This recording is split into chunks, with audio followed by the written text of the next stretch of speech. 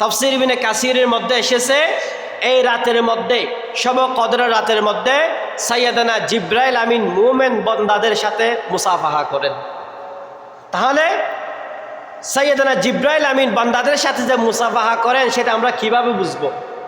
তাফসীর ইবনে কাসিরের মধ্যে এসেছে তানাজ্জালুল মালাইকাতু ওয়ার রূহু ফিহা মিন কুল্লি আম।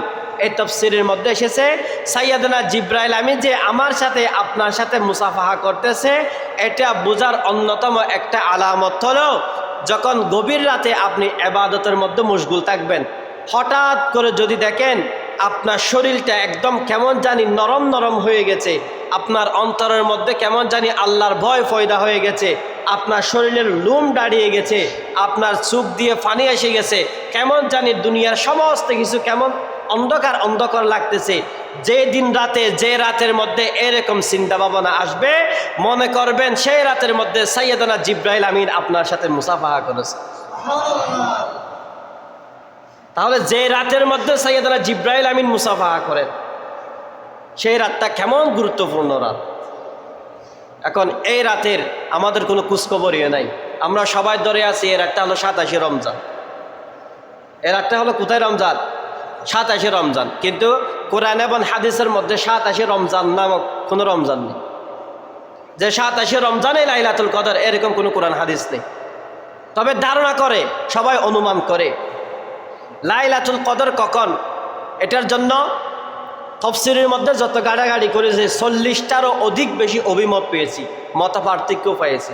তার মধ্যে গ্রহণযোগ্যতা মত পার্থক্য হলো 5টা। কয়টা? 5টা। সংক্ষেপে বলি। 1 নম্বর হলো পুরো বছরে 365 দিনের রাতই হলো শবে কদরের রাত। সুবহানাল্লাহ বলবেন না? 1 নম্বর মত।